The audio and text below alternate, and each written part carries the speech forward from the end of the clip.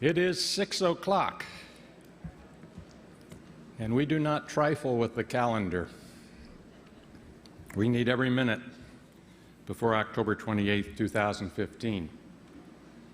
So with your permission, we'll begin on time.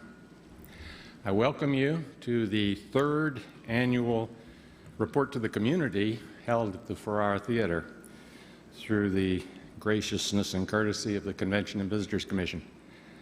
This is postponed by snow since we were supposed to do it in February, but obviously we have had a very happy event between February and today, and that is the voters of St. Louis City and St. Louis County approving Proposition P, which carries on the great works of Great Rivers Greenway and is huge support for the promotion of the arch grounds and the neighboring public lands. So we thank you and the public voters again because it's a great vote in the future of St. Louis.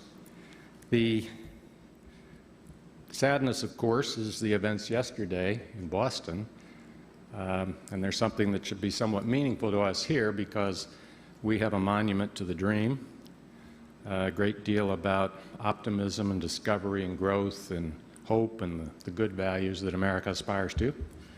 And yesterday on Patriots' Day, which commemorates the first battles in the Revolutionary War, and the Boston Marathon, which of course meets to the expectations and hopes and accomplishments of so many people individually, there was a tragedy. So I suggest we have a moment of silence to evidence our respect for the folks in Boston, and also to renew our commitment to do right by our national monument and the ideals it stands for, if I may.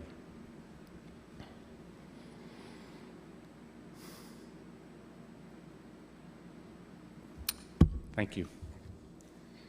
We are in a four-step process. Numbers 1 and 2 are complete. We're in the middle of 3, and we're in the beginnings of 4. Number 1 was engagement, and that is when the city and the civic interest joined with the National Park Service to begin the discussion which resulted in the General Management Plan. This is a document that the National Park Service prepares for each of the parks, and it's the guiding document for the park.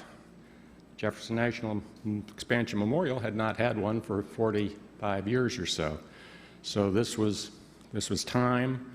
And it was done with considerable investment and hard work by the National Park Service, because these are usually multi-year. I'm talking 5, 6, 7, 8, 9-year propositions. And they promised to accomplish it in 18 months, and they did so. It was a great step forward, and it called for an international design competition. And that was step 2, which went from 2009 through 2010. And you were witness to that. We had the final jury interviews on this stage when each of the 5 finalist teams were interviewed by the jury, an independent jury of experts, a very well-balanced team, which brought us the Michael Van Valkenburg team, which has been such a great asset to what we're doing. Now we're in design and construction, and that is something that will end on October 28th, 2015. Then the Conservancy. We're a Conservancy now. We're a Conservancy in process. We're building from the bottom. What we want to be sure of is that this site, these improvements, this one single destination space from Keener to the river, river to Biddle to Choteau, and the entire arch grounds are kept fresh, do not go stale, stay relevant, keep up. We're not pretending that we can predict what it should be in 10, 20, or 30 years, or even by 2046 if you watch sci-fi. We don't think the National Park Service will be successful in bringing mountains into downtown St. Louis, but they may try. The fits with others' general management plan. But we hope to build an organization and a partnership with the Park Service, with Great Rivers Greenway, with Bi-State Metro, with MoDOT, with the city, with all the others who are so important and crucial to the operation of the entire public space, that it will have check marks and testing and renewing and constant attention to making sure that the message is out in a relevant way that people understand and future generations will will want to be part of. So that's our simple set. What guides us in the design, of course, is our charter, the design goals, and these will also be the goals of the Conservancy, slightly modified to fit that different description of what a conservancy is and does. But it's a true balancing of what the national park requires, what the history of the park requires, what the National Historic Landmark requires, but what the city, which has made to date a huge investment, and obviously on April 2nd promised to make an even larger investment. And through the leadership of the private fundraising community right now, and especially Civic Progress, we are moving very far down the road in terms of the private fundraising. It's a huge investment from the city, and the city's interests and the urban interests are being watched out for in these design goals. The final note I would say on that is that you'll hear from Ed Hassinger and Susan Troutman tonight, and they're all about transportation in their different ways. And that's the one wrong word in the design goals. Number 8 says mitigate transportation. We're maximizing it. When you see what Ed and Susan are doing with the connectivity and all, you'll see these huge public investments in the public realm really bringing us something new and special. So this is how the evening will go. I start, Tom Bradley then follows. He introduces Ed Hassinger, who introduces Susan Troutman, who introduces Maggie Hales, who then introduces David Donahue from Haley Sharpe, the excellent firm that's doing the exhibition work at the new museum. A word for Maggie. She is now the executive director of CAR. She came in May. She brought with her from the East-West Gateway of Council of Governments, where she had been deputy director and interim director, tremendous energy, organizational skills, a can-do attitude, an understanding of what makes people come together, and she's not a 9-to-5 worker, which is very handy in what we do. She is really 7/24 with us, thinking about it, acting on it, bringing it together, moving it forward, and it's great to have her with us. First, then, is Tom Bradley. Tom is the superintendent. He's been the superintendent since 2008. He led the restoration, or he was a big part of the restoration of Ellis Island and the Statue of Liberty in his tenure as superintendents elsewhere or deputies elsewhere. He joined Ken Salazar here on July 10th, 2009, when Ken Salazar toured the park, saw our designs, saw what we were trying to accomplish, and he declared that he would move heaven and earth to see that this was accomplished by October 28, 2015. That gave the community a great deal of confidence, and we built on that confidence and gone forward, and we continue to go forward with Tom's leadership and the resources that the National Park Service brings to that happy 50th anniversary of the Keystone of the Arch.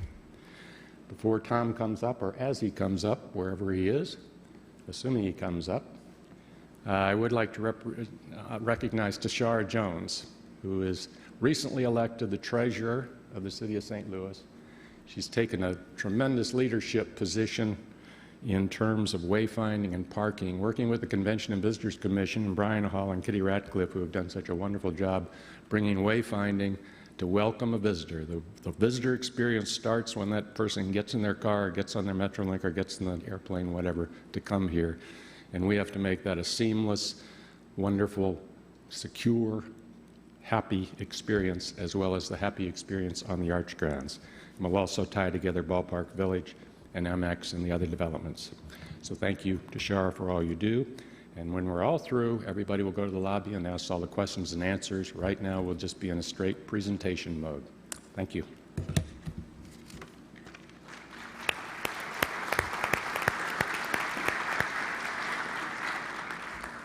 Thanks, Walter.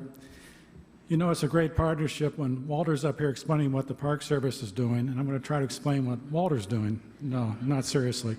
It's great to be here, though. This is a wonderful project. Over the past year, the Park Service has been very busy working with local, private, and public partners to make this innovative, transformational design a reality. Since we last met here, I want to report that the National Park Service's Denver Service Center has stepped up and committed to do the project management functions for the Park Service piece of this, which is really substantial. It's like a $10 million commitment on their behalf. So that, in today's fiscal climate, that was a huge commitment, and we're very appreciative. The Park Service has been conducting public involvement and analysis through its environmental assessment for the CityArchRiver project that we released to the public in January of this year. We expect to issue a finding of no significant impact later this month. In essence, what this means is that we will have weighed the benefits of the proposed changes, such as increasing connectivity with the rest of downtown and improving the visitor experience through new programming, against the impacts to things like historic structures and cultural landscapes. Overall, after examining ways to avoid or lessen any negative impacts to park resources, we expect to find no significant impacts. I want to take just a minute and recognize some of our many supporters in this effort, and I'll lead with the Park Service. The park has really been committed to keeping business open for the public that's visiting from Iowa City, but also really committing to working on this huge project, which is a sea change for us. Michael Van Valkenburg and his team have been just wonderful to work with. And I want to mention again the Denver Service Center, which has really jumped into this with both feet. We've got a lot of stakeholders and committees listed in your program that we want to thank. The Missouri Department of Transportation, Great Rivers Greenway, City of St. Louis, Bi-State Development Metro, and the CityArchRiver 2015 Foundation have all been leaders in this great undertaking. And thank you to the members of the public who provided valuable feedback during the ongoing environmental assessment that we recently conducted and will be concluding soon. Public-private partnerships are crucial in the continued progress and success of the National Park Service. The CityArchRiver 2015 project is a perfect example of these types of partnerships. The design competition and the design to date are privately funded in their entirety from a broad mix of citizens and organizations in the St. Louis area who are committed to enhancing the national park experience for everyone. CityArchRiver 2015 is a team effort between private entities, the National Park Service, local, state, and federal public agencies, and other groups. It shows the passion and commitment to get this project done. The Gateway Arch is a symbol of pride, not just for St. Louis, but for our country, and represents the courage and discovery that expanded our nation westward. Tonight, you will see this vision becoming reality. I'm here to convey the National Park Service's strong commitment to this great project as a model of what urban national parks can be. As the National Park Service approaches its centennial in 2016, there is an increasing realization that we need to become more relevant to the American people. People need to be able to see themselves, their stories, their communities reflected in the stories that we tell, whether it is about immigration at Ellis Island or the meaning of citizenship here in St. Louis at the old courthouse. National parks and urban areas should nurture lifelong connections between people, especially young people, through engaging experiences. Connect communities to parks, trails, and waterways, and community green spaces that give people access to fun outdoor experiences close to home. Provide for healthy outdoor recreation that contributes to people's physical, mental, and social well-being. And engage communities through culturally relevant stories and experiences that are accessible to all. And I think later tonight, particularly with the Haley Sharpe piece, you'll see what we're talking about. At this national park, we are committed to these principles and strongly believe that the CityArchRiver initiative will enable us to achieve these goals. Thank you for coming tonight and for your continued support of CityArchRiver 2015. It's my honor to introduce Ed Hassinger, District Engineer from the Missouri Department of Transportation. Ed began his career with MoDOT in 1984 and became leader of the St. Louis District in July of 2000. He frequently leads partnerships and collaborations among private and public entities to improve transportation in our region. MoDOT has been a critical partner throughout the planning process for CityArchRiver and has stepped up in many ways to meet the project's goal of finally connecting the Arch grounds to St. Louis and its citizens and visitors. Please join me in welcoming Ed Hassinger. Thanks.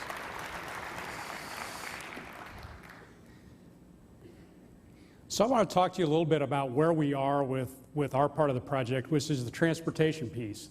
So what I can tell you is what we are working on is on schedule. In June of this year, we're going to let the first construction projects to remake the transportation network around the arch. We're under budget, and what that means is between the funds at MoDOT, East-West Gateway, and the Tiger Grant assembled, by us bringing our project under budget, it's going to allow us to do more of the transportation improvements that we envisioned with the money we have, which is very important, that Susan will talk about later. Our work is predominantly going to be this year, next year, and then really finishing up some of the final details in early 2015. So timeline-wise, that's what you're going to see as we start to break ground later this year.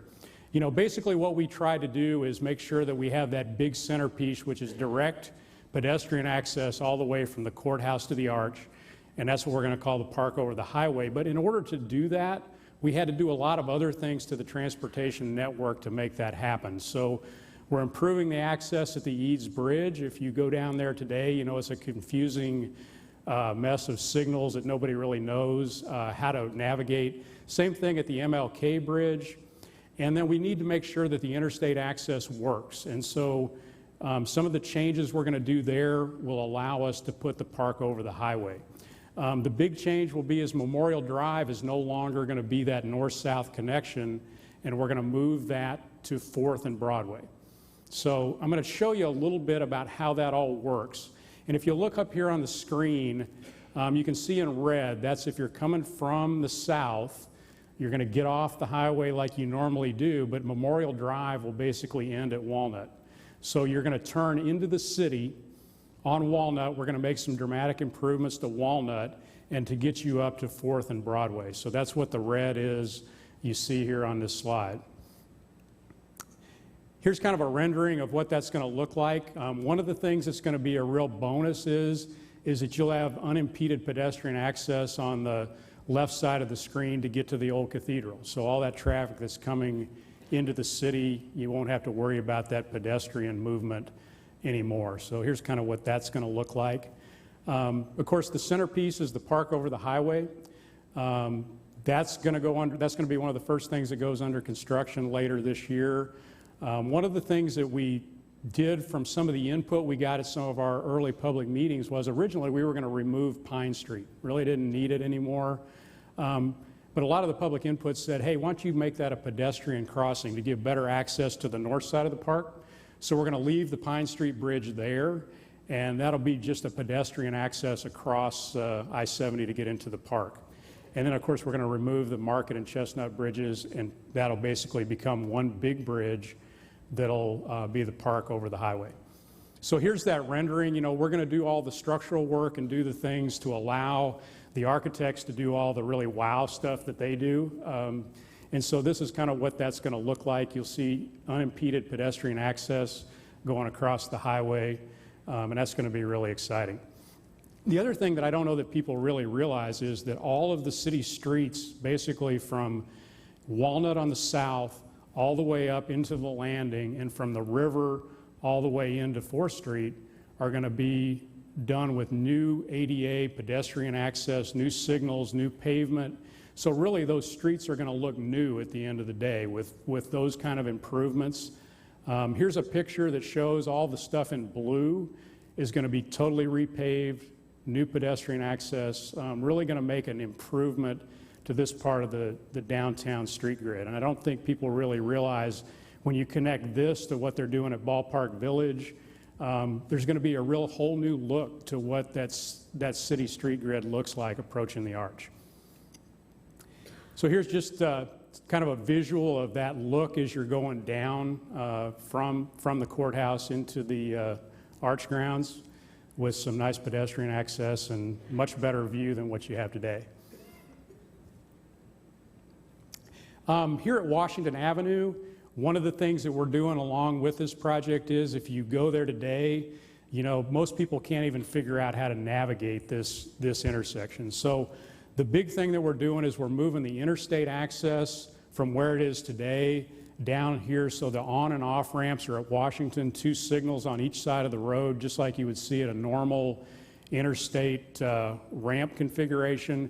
And it's going to clean up that confusing mess that's down there today. Also give you better access as you get onto Washington and there to go across the bridge. So that'll be a great improvement, and then also access into the landing.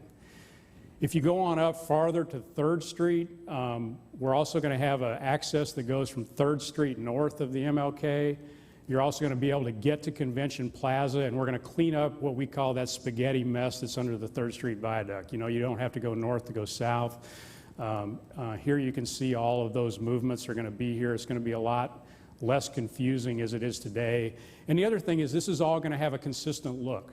So the stuff that we're doing in the city, the stuff we're doing at the MLK Bridge, the stuff we're doing here is all going to look consistent. Landscape, pedestrian access is going to be very consistent, and that'll be a very positive thing as we go forward all the way through that part of the city. And then this is the one thing that people don't think about in the CityArchRiver project. We are literally months away from opening the new Mississippi River Bridge, which is going to give a new gateway to the north side of the city. With what the city is doing on Tucker Avenue and what we're doing with the Mississippi River Bridge, the new entrance into the city from the north is really going to be Tucker, and that's what allows us to do some of the things that we're doing with Memorial Drive. As we bring the park over the highway, this connection is really critical to allowing us to do that. We're moving I-70 off the Poplar Street, bringing it onto the new bridge.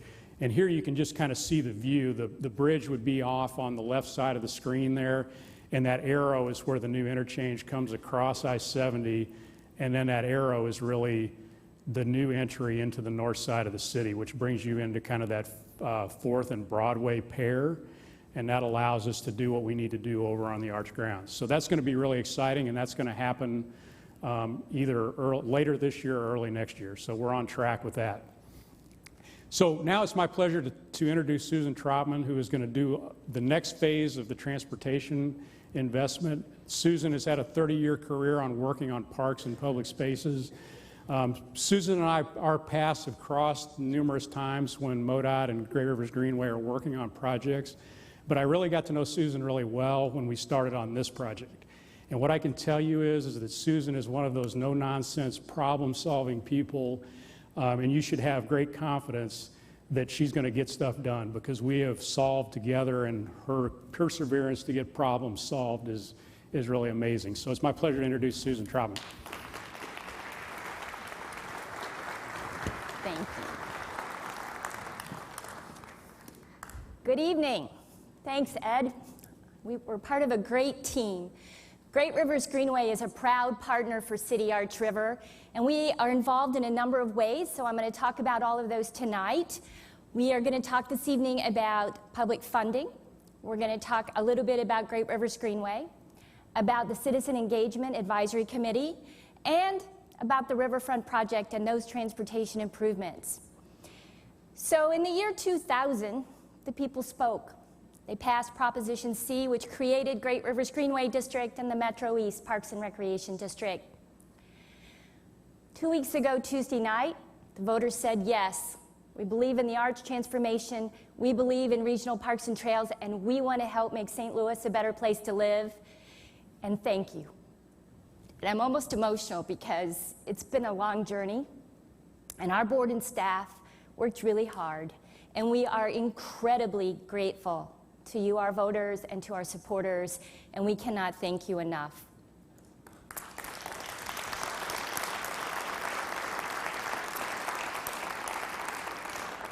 So as I mentioned, Great Rivers Greenway encompasses St. Louis City, St. Louis County, St. Charles County, and in the Metro East, Madison and St. Clair County. While the river divides us, it's the greenways that connect us, and the power of the greenways is in those connectivities. So we have worked these last 12 years making St. Louis a better place to live. What makes us really unique from any other organization across the region is that to build a trail, you've got to work in people's backyards. There's no way to do the work that we do without openness, without transparency, without collaboration, without community engagement. So just to share a little bit about our public stewardship these last 12 years, we've spent $101 million of the $109 collected in direct greenways, trails, and land acquisition. We've returned 91 cents on every dollar into those improvements and into land.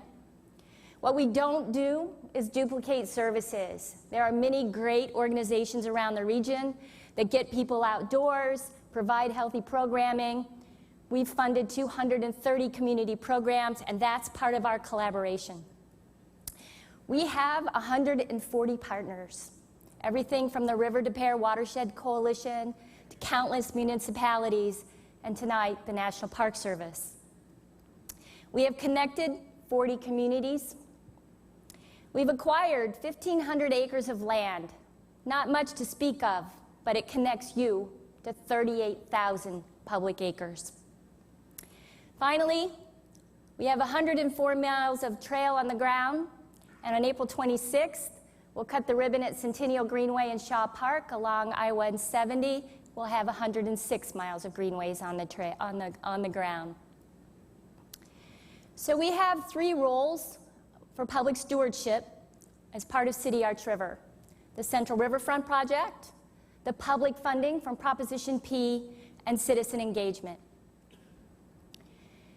So as many of you know, Proposition P passed. 40% goes back to local parks in St. Louis City and County. 60% comes to Great Rivers Greenway, and our board of directors stepped up and said, yes, we will continue our history of stewardship and oversee the public funding for CityArchRiver 2015. In addition to that, the other half will go back to expand the regional parks and trails in St. Louis City and County.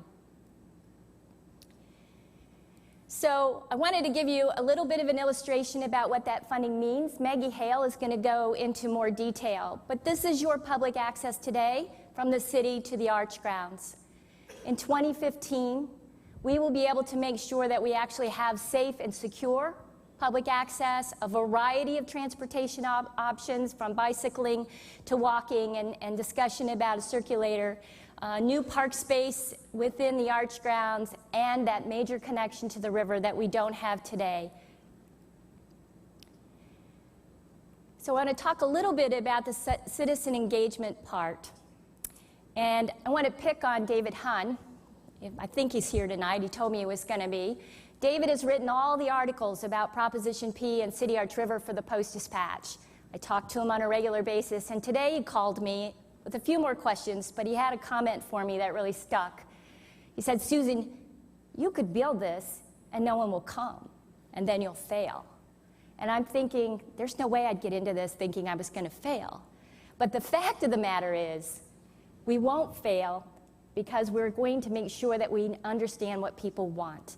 And that was the purpose of the Citizen Engagement Advisory Committee. We had to stage that in conjunction with the work that the National Park Service was doing with the environmental compliance. But in January, the board stepped up, passed a resolution. We put out an open call across the region, inviting everybody to participate. We were overwhelmed. 284 applications. 60% of those applications were male, 40% female. They came from 7 counties. And to be quite honest, we had an abundance of architects and attorneys. So I do want to say that every single one of those applicants could have been on the committee. Every single one of them brought something to the table. But we had to choose. Our intent was to choose 30 people. We ended up with 42. And so I want to congratulate all of you that applied.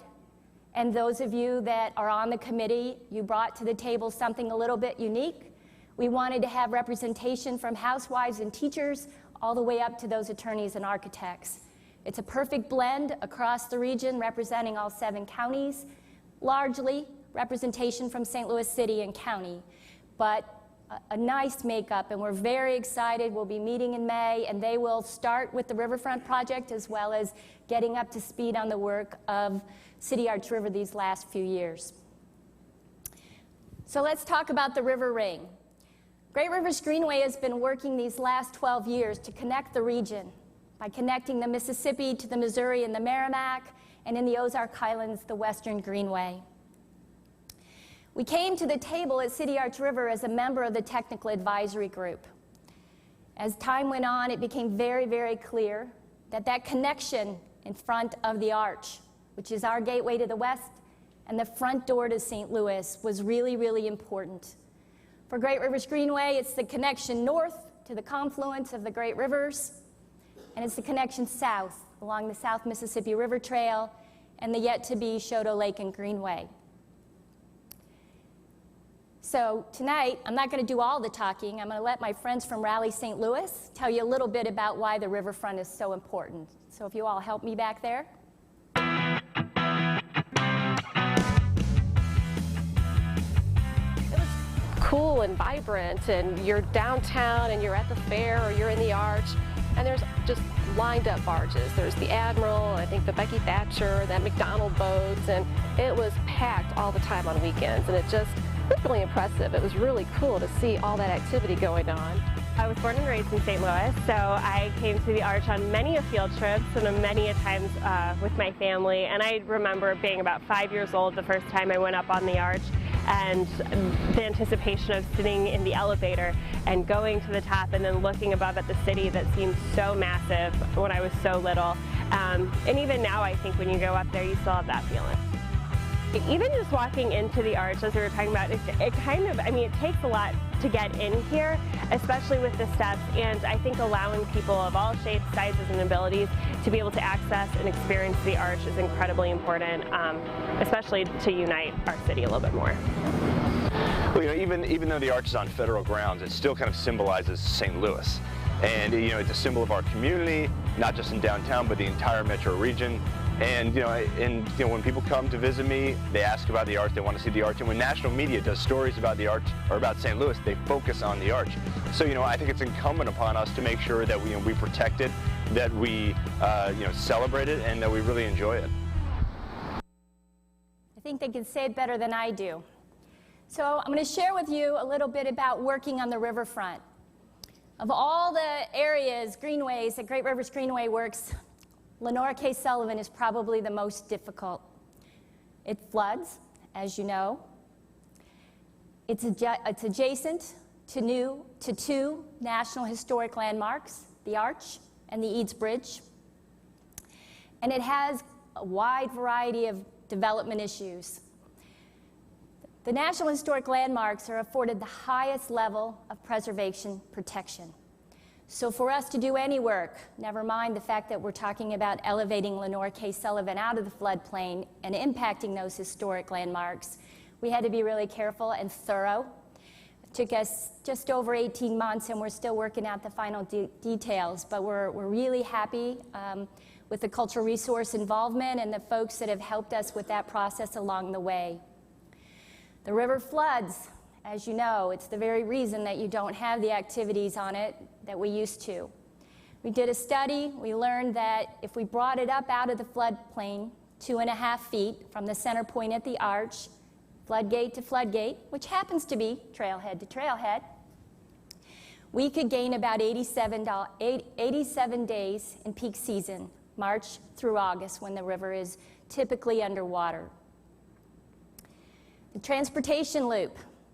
It's really important that Lenore K. Sullivan remain open to traffic.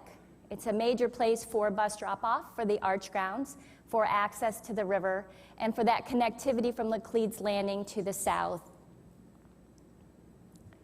Business access, so anything we do that affects the businesses along the riverfront has to be adjustable and flexible to the river levels.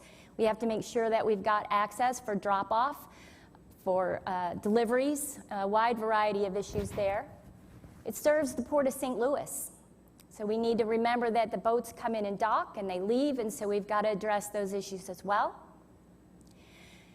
And abundantly clear to us was the safety, security, and accessibility of the riverfront. Right now, being in Lenore K. Sullivan late at night is not a place you necessarily want to be. The environment is harsh. There's no way to get from the arch to the riverfront in a wheelchair or with a baby stroller without hobbling down the steps or going to the garage to take the elevator. And then economic impact. For Great Rivers Greenway, we needed to make sure that if we were going to invest $33 million, we were going to get a return on that investment. And I'm not so good remembering all my numbers, so I'm going to reach out and grab this. Just the riverfront project would provide 248 construction jobs and 509 tourism jobs with an economic impact of $65 million. That's what we needed for our board of directors to go forward with this project, and we're very excited tonight to be talking about it. So I'm going to scare the National Park Service staff here by throwing up this image. I'm not hanging it from the arch, okay? So we're gonna give you all a task in the audience. We have a lot of constraints on Lenore K. Sullivan. We're limited by what we can do in terms of cultural resources. The cobblestones are also eligible for the Historic Register as their original. So what you're going to see is simplicity in design as I take you up the riverfront. And it's an important thing that we be able to transform the riverfront as times change, so it's a very flexible but yet simple design. But we need some fun. We need some wow. So I've thrown up some images that were shared with us by Michael Van Valkenburg Associates. I apologize, Michael. And on each section, when I talk about the riverfront, there'll be an image. And afterwards, we have an open house. We've got Great Rivers Greenway staff back there. I'd like your feedback on those images. I'd like some new ideas about what we can do. And I'll be honest with you, it largely has to be in the air, and it largely has to be temporary. So those are sort of the ground rules. But help us tonight, if you will, afterwards. Give us some feedback on your thoughts on what we can do to pop up the riverfront without touching the road. So we're going to start at Choteau Avenue. This is going to be the anchor for what will be the South Mississippi River Greenway and the Choteau Lake and Greenway. We're keeping it simple. We're not investing a lot of infrastructure here because we'll largely have to remove it in the future. We also want to keep that urban edge. It's next to the graffiti wall. It's next to a lot of buildings that are going to be renovated, we hope, in the future. So this is an area that we'll be coming back to in the future.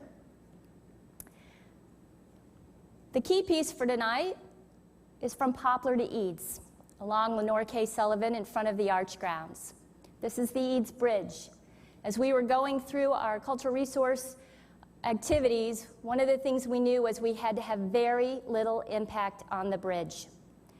So what you see here is the amount of change that's allowed, and it creates a little bit of a pinch point because we have to drive the traffic on that trail just through the bridge there, but it gives you that connectivity to Washington Avenue and into Laclede's Landing. We'll be able to build a new roadway, a new bike lane, 10 feet wide, 2 ways, separated from the cars. We'll have pedestrian promenade, and depending on where it is on the riverfront, it may be wider. At the center point in front of the grand staircase, there'll be a tabletop, which will not only slow traffic, but that's the staging area for concerts, for big special events. So it will be bigger and broader than the stage that you see today on the riverfront. We'll have seated concrete benches. We'll have opportunities for food trucks and different kinds of vendors to be on the riverfront. And as you're looking at those light poles, wondering about them leaning over, the concrete base is actually at the 100-foot flood mark. So all of the power, light is above that. Not only will the lights provide additional safety and security, lighting all the way over to the flood walls and over to the cobbles so that you can feel safe. There will not be the shadows that we have today. It also gives us the opportunity to project images, to create different kinds of light shows, to do music. So that's where our flexibility is and the technology there. As we go north of Eads Bridge, we can have a little bit more fun. Last year, as we began to discuss what the Central Riverfront project would be, we couldn't do that without beginning to at least imagine what could happen north of Eads Bridge, where we've got vacant land, where the district already has the Biddle Street trailhead of the North Riverfront Trail, which takes you up to the chain of rocks. So we began a dialogue with a number of stakeholders north of Eads Bridge and Laclede's Landing, with the city, the St. Louis Development Corporation, CityArchRiver, by state. And so what you see is phase one, the connection all the way from Choteau Avenue to Biddle Street, the trail coming along what is called the Porte Cochere. If you remember where the Admiral used to be parked, there's a sort of a pavilion there. That'll be incorporated in phase one. We have much to be grateful for as Pinnacle, our good friends at Lumiere, donated the land across the street from the Porte Cochere for a park. With the passage of Proposition P, we're going to be able to go forward with that design here in the next year or so. So really creating a vibrant public space on the riverfront. And as Don Rowe likes to remind me, this is the one place in St. Louis you can walk unencumbered down to the river. And so we want to make that a special place, and that'll be coming in the future. But just a few changes can change the look and feel of Lenore K. Sullivan. This is the view north to the power plant. Just light and greenery makes a big difference. So Ed mentioned that they had done such a great job coming in under budget that Great Rivers Greenway was fortunate enough to get some of the Tiger funding, a transportation grant. And so the funding for the Central Riverfront project is complete with the federal transportation money, the gifts from CityArchRiver, and the match from Great Rivers Greenway. We are moving with design. Our approvals for design and engineering are complete, and we've actually started moving into the design process, which will be now through June 1. We've got some deadlines on us because of the transportation grant, but we also have some time to come back and visit what's going to happen down there. We're working with the Park Service on our construction agreement. We expect to bid the Central Riverfront project in January of 2014 and begin construction in the spring. And we're committed to being done by October 28th, 2015. So there are many, many, many benefits for the district's work, for the greenways, and most importantly for the arch transformation. All of these benefits together make St. Louis a better place to live. So I want to thank you for your time tonight. My job is to introduce Maggie Hales next. And I want to start by saying that Maggie is a true friend and a great partner, and I'm thrilled that she's with CityArchRiver, and it's been a great, great opportunity to work with her. But I was given her role here tonight, so I'm going to be the good soldier and read this to you. Maggie Hales is the Executive Director of the CityArchRiver 2015 Foundation, the coordinating entity of the project to transform and enhance the arch grounds and surrounding areas. Using the design created by world-renowned landscape architecture firm Michael Van Valkenburg Associates, CityArchRiver will weave connections and transitions to the city from the arch and to the river with a rich visitor experience and a welcoming and accessible environment. Tonight, Maggie will share an overview of project milestones and preview developments on the horizon in 2013 and beyond. Thanks, Susan. Good to see you.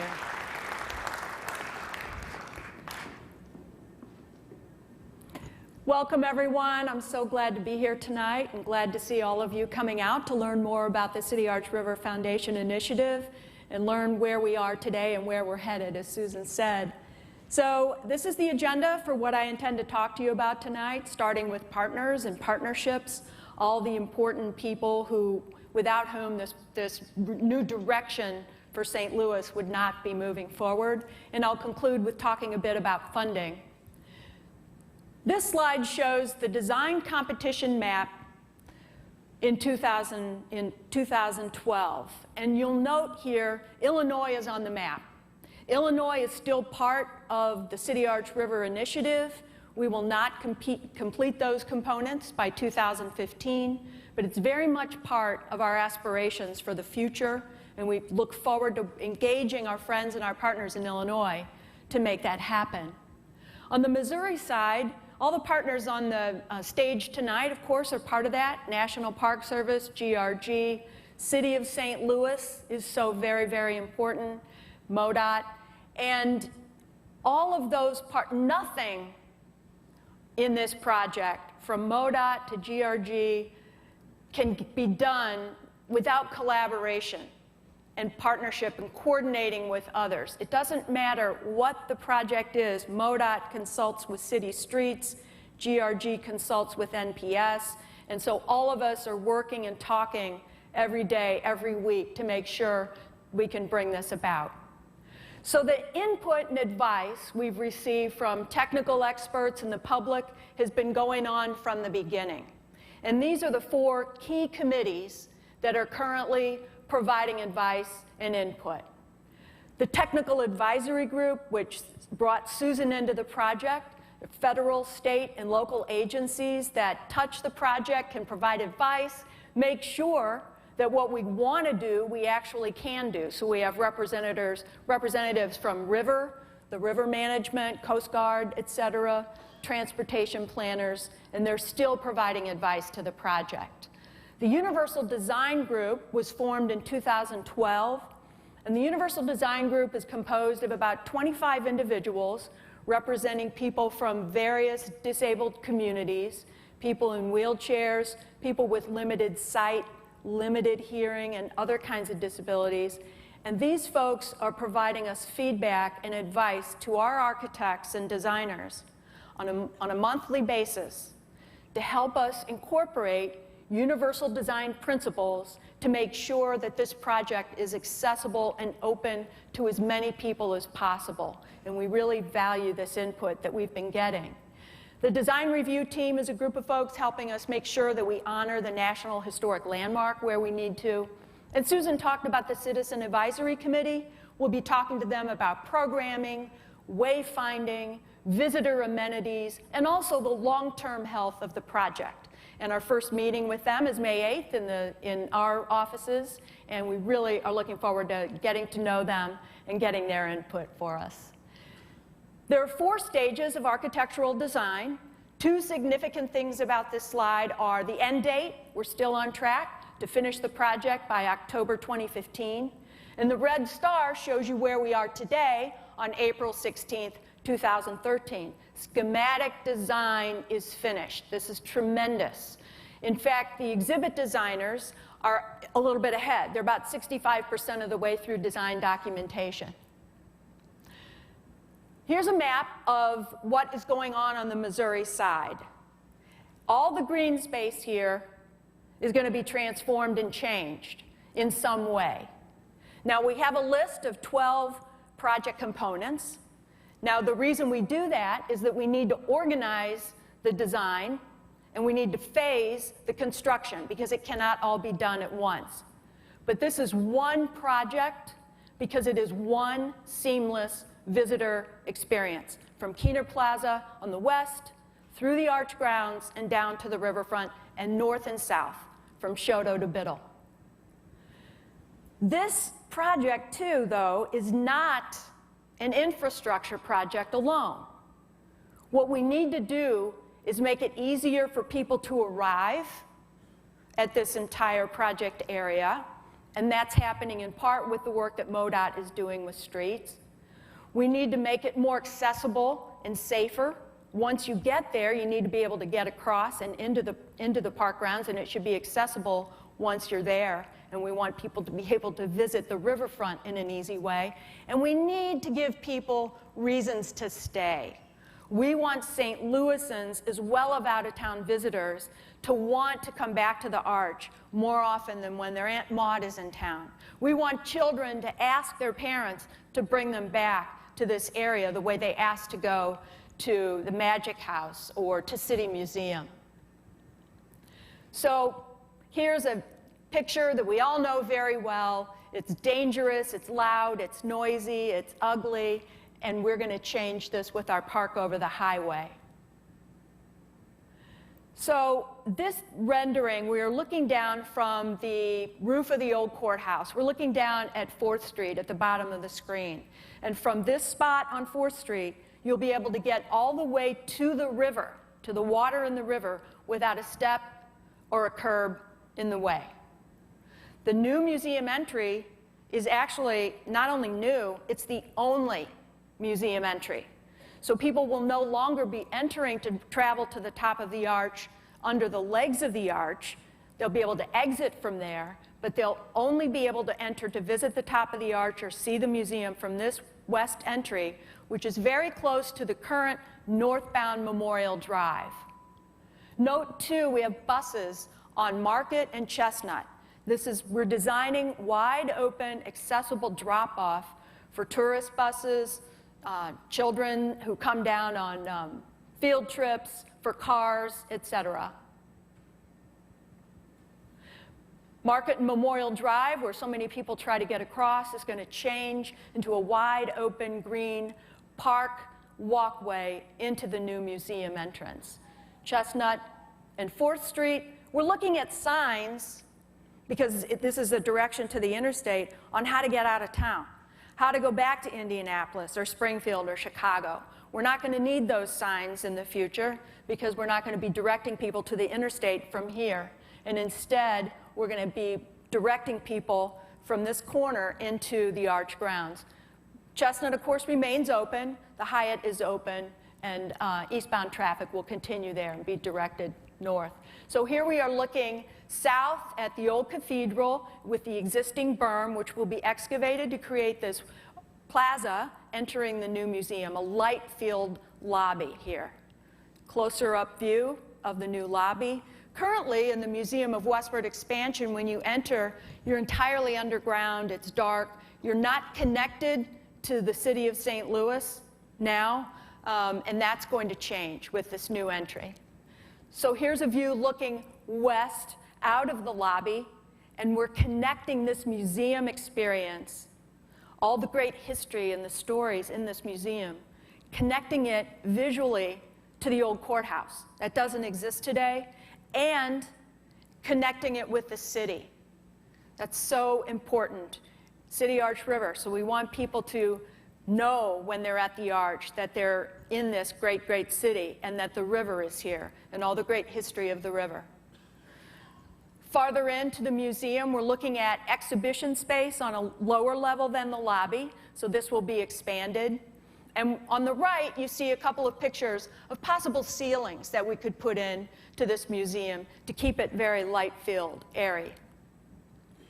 Another part of the project is that the north parking garage, the arch parking garage, is going to come down. What we gain by doing this is that we will have 4.5 acres of new green space. We also, though, will connect the park and people who visit the park with other parts of the city, Laclede's Landing on the north and Washington Avenue and MX Exchange to the west. And the improvements that MoDOT is making at Washington and Memorial Drive are going to make this a very important entry into the park. That's going to be much safer for vehicles and for pedestrians to get into the park.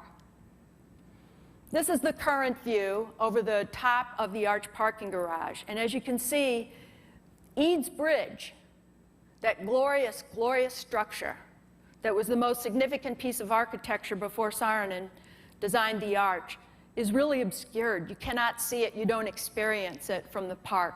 So we're going to open up that view by putting in this garden. We have an event space in the back, perhaps for festivals or music, a raised walkway that will take you down into an explorer's garden where children can run and play, and this will connect also to the Riverfront development. Washington Avenue, now that is next to Eads Bridge, is not at all safe or accessible. And it's been determined that we don't need it. We don't need that vehicle connection to the arch to the riverfront at that spot. So this is going to come out, and instead, this is the Explorer's Garden, really honoring both the iconic arch, but also Eads Bridge. So about parking. Parking is very important to the visitor experience. We get that. When we take out this arch parking garage, though, there will still be plenty of parking. So last year, Bi-State Development Agency commissioned a downtown parking study that looked at parking downtown, and it was found, one of the conclusions was we have an abundance of parking that is very close by to the new entrance. So we have a couple of garages, for example. We have more than garages, we have surface lots, but we have a couple of garages, Keener East and Stadium East, that are the same walk, the same distance to the new and only entrance to the museum. So we know we have excess capacity. We know that most visitors to the Arch and to the park, not all, but most, are going to be arriving from the west because the museum entrance is there and because we've got all this new accessible pedestrian access at Walnut, Chestnut, Pine, and Market. Accessible parking is essential, and we will have enough accessible parking near the park and near the museum entrance. Part of this, too, is a new parking task force that's been developed, and it's being led by the St. Louis City Treasurer's Office and the St. Louis Convention and Visitors Commission. And the task force is looking at how can we make parking more modern, more like other cities have, where you use digital media to direct people to available parking, where you have uniform signs similar to the ones that the Convention and Visitors Commission is putting in all around the region to help people find and know that they're in the right space. And so on this task force is not just CityArchRiver Foundation, but a number of other folks with an interest in this, including a couple of private parking operators who are working to try to make this happen, because it's going to be good for all parking operators, as well as the CityArchRiver initiative, as well as other developments downtown, like Ballpark Village and MX Exchange. So the reflecting ponds today do not reflect for much of the year. Landscaping, there's runoff, fertilizer, there's stormwater runoff, and it collects this algae, which is very expensive to clean and does not honor what Dan Kiley designed originally. So instead, with modern landscaping practices, we're going to create clean, reflecting ponds that will reflect the arch as they originally were intended. And we're going to create new pathways to invite people down to the ponds and use more of this great green space. There's a park circulator loop. This is a loop from the northwest corner of the park at Washington and Memorial Drive down. This picture, by the way, we're looking south on what today is northbound Memorial lanes of traffic. So we're reclaiming that. This is green space now, and we want a wide circulator loop for pedestrians, bicycles, and we would like for it to be wide enough in the event in the future we could include a tram to help people with less mobility move around the park grounds. The processional walks and alleys, such a gorgeous part of Saarinen and Kiley's design, will be freshened, new trees where needed. The east slopes are part of that experience of getting all the way from 4th Street to the riverfront. Today, if you're on the riverfront, if a boat drops you off or a tourist bus drops you off on the riverfront and you're tired, you don't have many choices. You have to climb those steps. They're gorgeous. The grand staircase is gorgeous, and it's going to stay.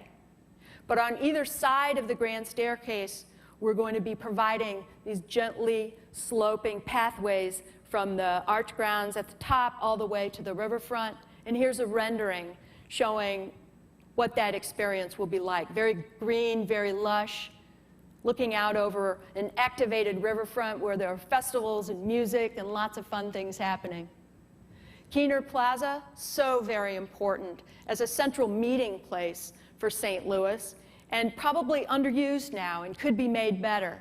And this is an area, it's a city park, and we're going to have more opportunities to do programming and amenities there because we will not have to work within National Historic Landmark guidelines. So that we could have water features, we need play areas, we could potentially have a restaurant, and we'll be working with the Citizen Advisory Committee and others to find out what people want, what will work. we want to create something that's usable. So finally, about funding, the Missouri component that we're working on now is a $380 million project for the capital costs. Before Prop P passed, we already had $69 million in federal, state, and local funds, the Tiger Grant, et cetera, already assembled. With the passage of Prop P, we'll be able to add $90 million in bond proceeds. So that's the portion of Prop P revenue that is designated to go to the CityArchRiver project. And the foundation is committed to raising the balance, $221 million needed to pay for the capital costs. Our goal, however, is actually to raise $250 million, and that is because we will seed a conservancy. We care about the future. We care about keeping this fresh and alive and new and not letting it get stale. To date, CityArchRiver Foundation, through all of its donors, has provided over $15 million for the design competition, design, engineering, and administrative costs for the project. So thank you. Connect with us on Facebook. Next, we're going to hear from David Donahue. David is with Haley Sharpe Design. David is the head of concepts for Haley Sharpe Design. And Haley Sharpe has been hard at work in our offices since January of last year. And they are an award-winning design firm that has extensive experience creating interactive exhibitions for museums, visitor attractions, and historic sites all over the world. They have experience at Jamestown, Stonehenge, and the Smithsonian, just to name a few. And David has earned widespread recognition for his work, including a Design and Art Direction Award for Best Museum, the Museum and Heritage Best Permanent Exhibition Award.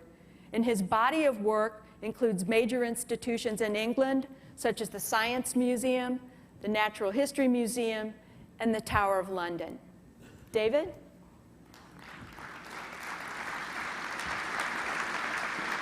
Thanks very much. Hello, everybody. My name's David, as Maggie said, and I'm here to talk to you today a little bit about some of the exciting things that we've got planned for the new museum experience. And obviously what you've seen tonight has shown that there are some great things happening out in the wider park and around the city. So really it's our opportunity and responsibility to create a new visitor experience right at the heart of this fantastic new development. So I'm just going to talk you through a few slides that we've got that we created for our design development phase, where we were shaping the experiences for the museum and seeing how the visitor can respond to those. So really, we are designers, but our job is a fantastic one because we just get to tell stories for a living. And how do we do that? We do it through creating visitor experiences. But without a good story, we can sometimes struggle to create good visitor experiences. But here in St. Louis, we really landed on our feet because it is such a fantastic story that you have to tell. I mean, it's a story that really shaped a nation. It's a story of individuals and a story of people. It's a story that really is about people trying to find a better life. It's a story full of spirit and character. It's also a story about overcoming challenges and entrepreneurial spirit. So really, like I say, we couldn't have wished for a better story to tell. So how do we do that? Well, we believe passionately that museum experiences should be contemporary. They should be of the moment. They should be relevant. They really should connect to you as the visitor. They're not just about things from the past. They're not just about facts and objects. They're really about stories that affect you. They should be reactive. They shouldn't be static and passive experiences. You should be able to engage with these experiences, and they should find ways to talk to you. You should be able to touch them. You should be able to interact with them. You should be able to feel them. It's really something that, as a designer of interior spaces that tell stories, it's something that you can't do on the internet. You can't do in a book. It's something that is brought to life, and in some ways, looking at the past, it's the ultimate virtual reality. They should be really personal. you should find a connection to yourself. You should find something that inspires you. And they should, again, be really fresh.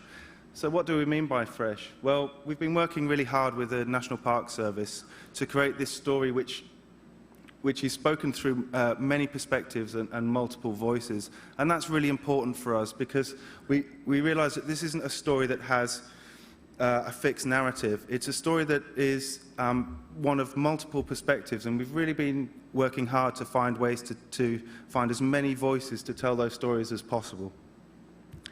So I'm going to show you a little sketch of how the museum is developing. It's quite a complicated little sketch, I suppose, but really, in simple terms, this sketch at the top corner is showing the new west entrance, which is being developed by Cooper Roberts and Partners, through from the Michael van Valkenburg Garden.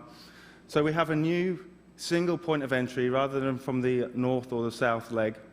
And so you're going to walk into this, as Maggie described, brightly lit space, a new entrance right at the center axis of the arch. So it's going to be a really strong destination. You'll walk into a light-filled lobby where you can perhaps get some refreshment and, of course, do the usual security things. But then you'll be able to move down past a mezzanine, which will have on it a really large map that sort of focuses the story here. And you'll probably see from the scale of that map, it is really pretty large, but it is a really big story. So we really wanted to get across a sense of scale. So you'll then move down through escalators and elevators down onto the main museum floor. And there's some expanded exhibit space in front of the redeveloped museum. And what's really great about the new museum space is it will be completely step-free. So there'll be no awkward steps and ramps to negotiate, which is a fantastic thing. And for those of you who are familiar with the museum as it currently exists, the new entrance won't be near where the large bear is, but it'll be where the teepee is. So we're really taking the entrance from one side and putting it to the other. So our visitors are really moving from the west towards the east, towards the river, and it's a real opportunity for us to connect city, arch, and river. So that's a bit of an overview, and obviously the main body of the museum is something I'll come to talk about in a minute. You'll walk through the main museum space because everybody will pass through the museum on the way to their ride to the top of the arch, and that's a really important new change. You'll be then entering the main lobby as you know it today, but there'll be some new developments that will be coming soon to that area. But I really want to concentrate today just on the main museum space. So like I said, it's a really big story, a really powerful story. So how do you start a story like that? With a big dramatic statement, I think, is what we thought. And really what we wanted to do was create something that we've called Heading West. And it's called Heading West for a very simple reason. It's large-scale screens that sit in the new exhibit space. They hold images of people moving towards you. So as you enter the main museum space, or the new entranceway, you get to see these figures passing westward past you, and you get to walk past them into the new museum space. This isn't a sit-down show. This is a space that's reactive and that you can walk around. You can see it from multiple perspectives and get really right up close. So there's no distance here. You can get right up to the screens and look into the eyes of the people who are heading west. And hopefully, you will find people like yourselves, perhaps dressed a little differently, but, sort of searching for the best that they can be. And also, you'll be able to look into their eyes. You'll see that not everybody sat on the covered wagons. Everybody walked beside. And there'll be young children, older people as well. So really, as a visitor with families, you will get to see a connection to people just like yourselves. And I think for young children, it'll be a really powerful message to be able to see that this was a story not just for grown-ups, but it was one that affected children just like them. So this dramatic, moving film show will be running for a few minutes, and you'll be able to walk through it or stand and watch it scroll again and again. But then you'll move through into the main museum. So what's going to happen in there? Okay, so this is a view of just the center space of that larger image that I showed earlier. And you'll notice that things have changed quite a bit. There is now a central walkway that moves you from the new entrance space into what is the lobby that you know today. And we've done that for a number of reasons. One is the Arch is very popular, and we need to give people space to move around. There's nothing worse for a visitor experience than feel completely crowded, and we really want to give people the space to move around at leisure. What we haven't done is we haven't created an experience that you have to start at one point and end at the other. It's a space that you can move through freely to start your own journey through this story at any point that you want. There are a series of 6 individual themed areas which we tend to call bubbles for some reason. I don't know why that came about, but it seems to have stuck. But each of these bubbles is a story or an idea in itself. So in the bottom corner here, this bubble will be dealing with the founding of St. Louis. And really what is surprising about this story is that it was always built with trade in mind. It was always a place, a melting pot of people. It was always a strong and vibrant city. If you move directly north from there towards the top of the screen, you'll be able to explore Jefferson's vision as he stands in the center of the space and he looks out across a huge panorama, wondering kind of what was out there. You'll be able to stand shoulder to shoulder with him and look across this landscape, and you can explore interactive exhibits that allow you to find out what was there as well. Here you'll see Lewis and Clark, and you'll understand the journeys that they made. You'll find out why they were sent and what they were looking for. There's also Clark's Indian agencies here. And towards the end of this story, you'll find out about how Jefferson's vision had changed, or how it had developed in his lifetime to something that he didn't quite imagine in the first instance. He thought it would take 1,000 generations to create something like his vision, and it happened a little bit faster than that. So there are a number of displays down the middle, which I'll come to in a minute, but if you move down to the middle bottom area, this is where the story takes a slightly darker turn, and I think that's something that we need to express in this story, that it's really the idea of manifest destiny, and that there are perhaps winners and losers in this story. This is about the idea of multiple voices.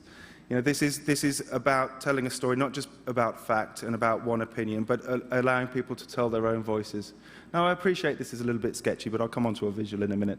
At the top middle, we've got a real focus on St. Louis. This is looking at the idea of St. Louis as a hub city in the real riverfront era, and there are some fantastic exhibits to explore there.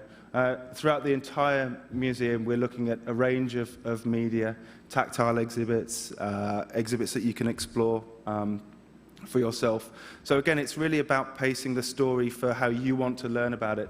How do you like to learn? Do you want to hear about a story? Do you want to feel a story? Do you want to touch a story? Do you want to dig deeper for yourself? All of these techniques, if you like, or ideas that we put across, develop an individual, slightly tailored visitor experience. And of course, not forgetting the MPS, the park rangers. We know that some people like to be told what the story is, or like to listen to somebody, not like me, but somebody just telling the story much better than I probably am at the moment. But throughout the entire museum, there were opportunities for groups to gather and listen to a park ranger bring the story to life in the first person and react to that, to those visitors and those groups. So what we're really doing is taking the best of the old and infusing it with the best of the new. So I've got slightly sidetracked and haven't told you about the other two areas. And the bottom area in the far corner on the bottom is an area where we're looking at how St. Louis was both shaped by and shaped the West. So it's really the kind of railroad era there.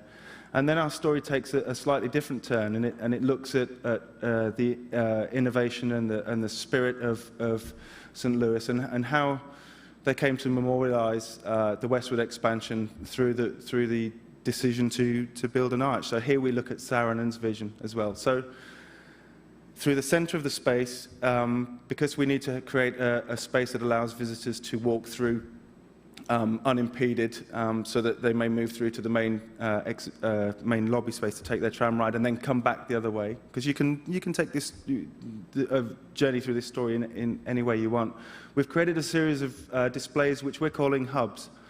And these hubs are really about what happened here, because one of the things we learned really early on was that we could take any one of about 7 or 8 individual stories that are very sort of site-specific. The Three Flag Ceremony, Clark's Indian Agency, the founding of St. Louis, the decision to build East Bridge, and you can pretty much build a fantastic museum around all of them. So we have to do a little bit of editing along the way. And so what we've done is we've really placed St. Louis at the heart of the story. So as you move through the space, you can understand through sculptural elements and a little simple bit of interpretation some of the key stories that happened on this site.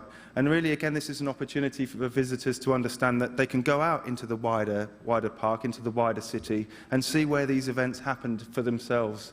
So this is really about not just kind of distilling a story down, but actually to making connections back out into the wider park. So you probably want to see an image with some color on it. So we did some sketches, and I'm going to take one of the story bubbles, the top one in the middle, Hub City as it was called, Riverfront era, and tell you a little bit about what it might look like. It's a little bit busier, perhaps, than the previous museum. And what we've done here is taken the idea that at the center of each of these stories is an iconic object or an iconic story or an idea. And we place that at the very heart of the story. So as a visitor, you can come in from the central walkway and you can see an idea or a large object that perhaps you're drawn to. And that will then have a series of questions about it. You know, what would you take with you if you were going out west? Because obviously some people decided that it was a good idea to take pianos with them. And why wouldn't they? I mean, you need to be entertained. But they suddenly realized that perhaps it was difficult to get it over all of those mountains. But I think for an object like this, the covered wagon, we use an object like that as not just as a static thing in itself with a simple label, but we use it as a gateway into wider stories. And actually, as an example of, say, relevance today, we can take an object like this and we can surround it with other smaller objects and stories. And I have a young daughter, and what I learned quite early on was that they come with a lot of stuff. And really, we could really do with a bit of editing in our lives for the stuff that we have. But perhaps when I'm standing here with my young daughter in front of this object, I can think and talk to her about the idea that what if everything that we owned had to fit in this 12x4 covered wagon and we had to pull it across America? What would we take with us? This is a really kind of an interesting way of making you think about your own life today. So, of course, there'll be a number of other exhibits, interactive touchscreens where you can dig deeper, really a lot of tactile exhibits as well. We really want visitors to be able to touch history, and I think that's really important for being able to understand, being able to feel what history was like. You'll see in the background that there's a large, if you like, a mural painting, which is at high level, and beneath that there's an interactive model which focuses on the bustling, busy riverfront. I mean, this story really is all about people and entrepreneurial spirit to a certain extent, and how St. Louis provisioned the West. But these big display surfaces that we have, these big images, are also an opportunity to create not just context and immersion, but change, because this is a really dynamic story. This is a story all about change and flux, if you like. And so what we can do is we can use the best and the latest lighting techniques to really fundamentally change the visitor experience. So you had a great fire here, and it caused quite a lot of damage, but it didn't stop you. You rebuilt the city in under 12 months, which is fantastic, really, and something we could probably all learn from as modern-day designers. But the idea here is that the lighting scheme would change dramatically across the space. A fire would sweep across the exhibition space periodically, and it would draw you to an area where you can find out more about how the city was rebuilt. So again, I really can't emphasize enough how kind of tactile, how interactive this space is going to be, how dynamic and changing it will be. And as we move through into the later stages of design, you'll see some much more developed and perhaps some of the more polished visuals that you've been seeing from others today. But this is the point where we start with sketching and ideas. We're just going through a really exciting process at the moment of developing all of the interactive exhibits for the museum. So this is where we put a whole new layer of experience into the museum space. So this gives you a sense of the mood and the flavor of the area. But each of these story bubbles, as we were calling them, are different. They're all interconnected. They all have a running themes through them. But you can enter this story from anywhere you want, from the front, from the back. So we really wanted each one to be characterful and to represent the story that it tells. So here's an example of how Sauronen's vision for creating this monument to the story that perhaps you've just seen or you're about to see, how he developed that idea from Luther Ely Smith and the vision to kind of perhaps change the entire waterfront and to create this fantastic monument. We're really focusing here on the vision and the visionary nature of developing the monument, because we want visitors to think really hard about, what should a monument be? What should it encapsulate? And so again, there are areas for ranger programs, there are areas for interactive exhibits. There's a chance for you to perhaps design your own monument. You will see models of the design. And I have to say, it really is a striking and beautiful structure. And its simplicity belies its sort of underlying engineering complexity, I guess. And it's, I guess, with that we understand why it took sort of quite a few years for them to be able to create the technology and the engineering to make it happen. But fantastic. It wasn't changed. It was persevered with, and what you are left with is a lasting and iconic monument. So it's something that we're very proud to be involved with. You'll see in the corner of the visual here the little white squares, which at the moment seem empty, but they will be full of a new film show which we're describing as the Dream Wall. This is at the back of the of the existing lobby, and this is really an opportunity to celebrate those who built the arch. It's taking the idea of the monument to the dream, and it's turning it into a dynamic and an interactive experience that fills the back wall of the existing lobby space. We feel that that's a really fitting kind of way to start your journey up to the top of the arch. We'll be doing some work in the lobby theatres. We'll be looking at the loading zones as well, but unfortunately I don't have anything to show you just today on that, but hopefully next time I'm here we'll be able to show you a lot more about that. So I'm sorry that that's a very short run-through and a very simple run-through of the museum under the arch, and I hope it gives you at least a glimpse of what the experience could be. But we're also doing some other work as well at the old courthouse, and this is a real opportunity through the work that CityArchRiver and the MPS have undertaken with Michael van Valkenburg to create this link between the courthouse and of course MoDOT, sorry, to re-establish the link between the courthouse and the museum under the arch. So really we've got an opportunity to retell the stories in here, and we're dealing with the four main galleries, one in each corner on the ground floor. There's some work that's being done by Trivers Associates to create a much more accessible entrance. Again, it'll all be on one level, so it'll be an experience that you can share with everybody. And like I say, we're designing 4 galleries here. And those galleries really look at the design of the courthouse and how it works, its beauty and function of a building, and how it changed over time to kind of keep up with the expansion story. We're also taking, again, some of the best of the old, the program events where you can act out court cases from history, and we're re-incorporating those into a bigger space to give more access for those. We're looking at what courts can do for you as part of that whole gallery. We've also got a gallery that really looks at the court's memory and the court's records, some of the fantastic cases, really unusual and quirky cases, really profound and moving cases that pass through its doors. And of course, we've got a gallery dedicated to Dred and Harriet Scott. I don't think we could redesign the courthouse without giving them due prominence, and so we'll be really excited to show you how those are developing over time. Again, I don't have many visuals to show you here, just one quick glimpse to give you a sense of how the new spaces are going to look. This is the design of the courthouse, or the court building. It's going to be very clean, very symmetrical, very sort of in keeping with the design of the building. It will be interactive. There'll be an opportunity for you to have a go at building certain components, to try a hand at decorating elements for yourself. And probably the eagle-eyed amongst you will probably see that the windows of views have been opened up. And this was really important for us to kind of reconnect the stories in the courthouse with the buildings outside.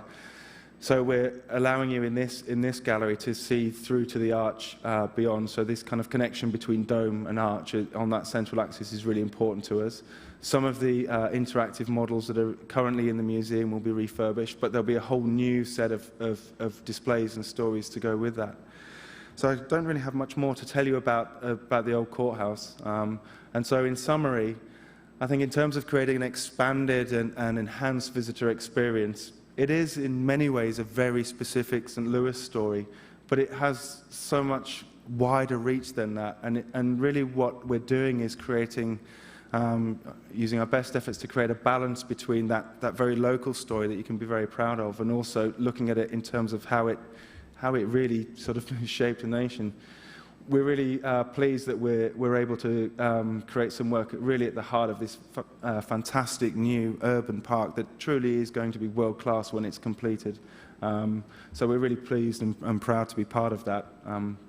We feel a great responsibility to tell the story in the best way we can to support such a fantastic project. We truly hope that the exhibition will be inspiring, expressive, which is another way that we would describe the idea of multiple perspectives and giving as many people as possible a voice. We believe that it will be social and interactive, and it'll be something different. You'll be able to find something new every time you come. And although I think across America you'll be able to see elements of the westward expansion story, I mean, we truly believe that this will become very quickly the go-to premier destination for finding out about the story of westward expansion. And after all, it is your story. So thank you very much.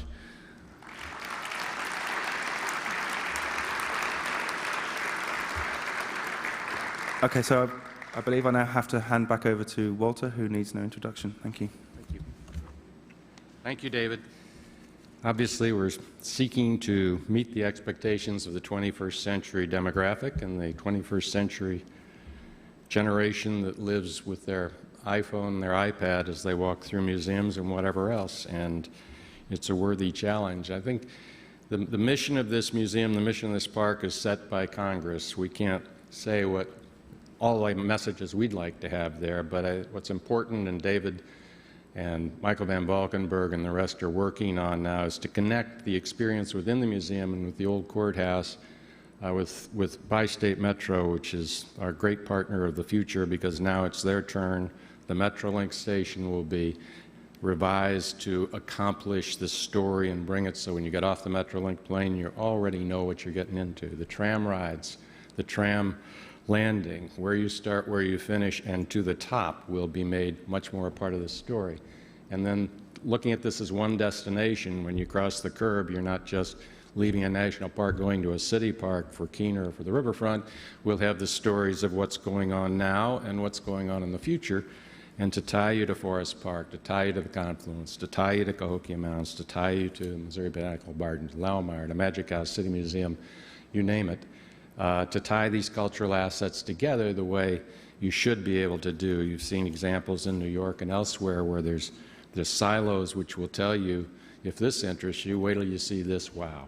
And so that the visit to St. Louis through wayfinding, through parking, through roads, through everything, instead of being a bunch of, well, we'll do that, you go do whatever you're going to do, is going to be tied together with a single story that both residents and visitors can understand.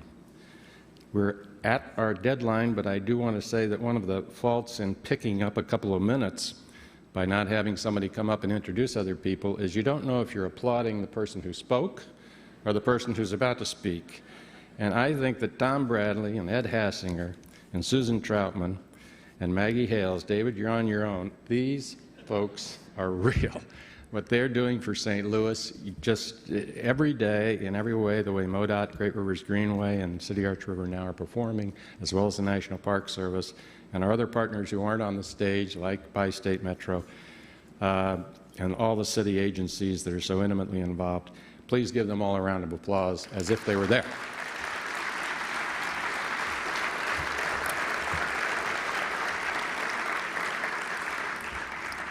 Thank you very much. This is all about the future of St. Louis, and we do invite you to go to the tables outside in the lobby. To Susan's point, talk about your programming ideas for the riverfront. To Ed's point, think about the transportation change, particularly how we communicate it, because when you see it up there, you realize this is large. It's really pretty simple, but it's going to be scary because people have been turning at the same intersection the same way for 10, 20, 30, 40, 50, 60 years. Not easy to change. When you get to the car table, CityArchRiver table, tell us about what you think the attributes we have are and how much more we should celebrate them, how we can express them, how we've got so many things to sell, we can't figure out what we're selling anymore. The economic impacts are huge. Plus, we have these civic impacts, which you can break down into various components. We need your help in how this could affect you, your particular interest, how we express it. This is to Susan's point, build it and they won't come. Well, we've already built it and they're coming, they're just not staying. So our issue is making them stay and having them to enjoy all of St. Louis has. So please go to the lobby, and again, thank you both from the private fundraising side and from the voters, Prop P. Thank you for investing in St. Louis, and I thank you for the good evening. Good night.